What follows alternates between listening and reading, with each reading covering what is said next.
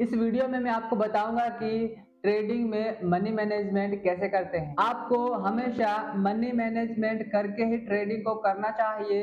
बिना money management के आपको ट्रेडिंग नहीं करना चाहिए। तो चलिए अब हम देखते हैं कि ट्रेडिंग में हम मनी मैनेजमेंट कैसे करेंगे। तो ट्रेडिंग में मनी मैनेजमेंट करने के लिए आपको सबसे पहले पर ट्रेड कितना रिस्क लोगे उसको आपको डिफाइन करना होगा। मतलब आपको पहले से ही ये डिसाइड करना है कि आप एक ट्रेड में कितने रुपए का रिस्क लोगे।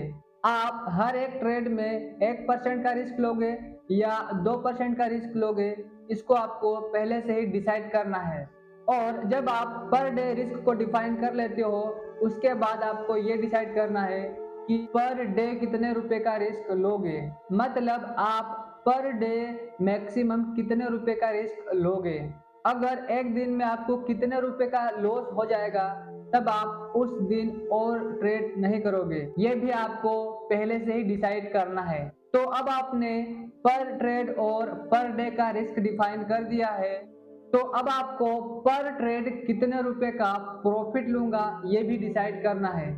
और पर डे में कितने रुपए का प्रॉफिट लूंगा इसको भी आपको पहले से ही डिसाइड कर लेना है। और अगर किसी दिन आपको आपके डिसाइड किए गए रुपए के बराबर लॉस हो जाता है, तब उस दिन आपको और ट्रेड नहीं करना है, उस दिन आपको ट्रेड बंद कर देना है।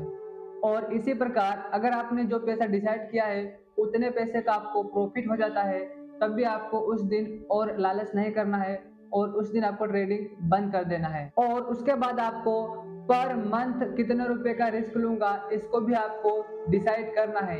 ये भी मनी मैनेजमेंट में ही आता है। मतलब एक महीने के अंदर मुझे कितने रुपए का लॉस हो जाएगा, तब मैं उस महीने और ट्रेडिंग नहीं करूंगा, ये आपको डिसाइड करना है। और एक महीने में आपको 10% से ज़्यादा का रिस्क नहीं लेना है, आपको 10% से कम का ही रिस्क लेना है। अगर किसी महीने आपको 10% का लॉस हो जाता है, तब आपको उस महीने और ट्रेड नहीं करना है और उस महीने आपको ट्रेडिंग बंद करके अपने जर्नल को चेक करना है और एनालिसिस करना है कि आपने क्या क्या गलतियां करी हैं, और फिर अगले महीने से ट्रेडिंग स्टार्ट करना है।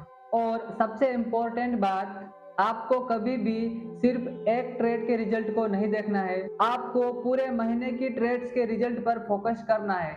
मतलब अगर एक ट्रेड में आपको लॉस हो जाए तो आपको कभी भी दुखी नहीं होना है, और अगर एक ट्रेड में आपको प्रॉफिट हो जाए तब आपको बहुत खुश नहीं होना है। आपका गोल होना चाहिए कि मैं पूरे महीने ट्रेडिंग करूंगा और महीने के एंड में मैं प्रॉफिट बना लूंगा।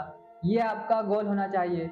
आपको सिर्फ एक ट्रेड के रिजल्ट पर फोकस नहीं करना है, आपको पूरे महीने के ट्रेड्स पर फोकस करना है। मतलब अगर मैं पूरे महीने में 20 ट्रेड करूंगा, तब मैं 20 ट्रेड में से लगभग 12 से 15 ट्रेड में प्रॉफिट कर लूंगा।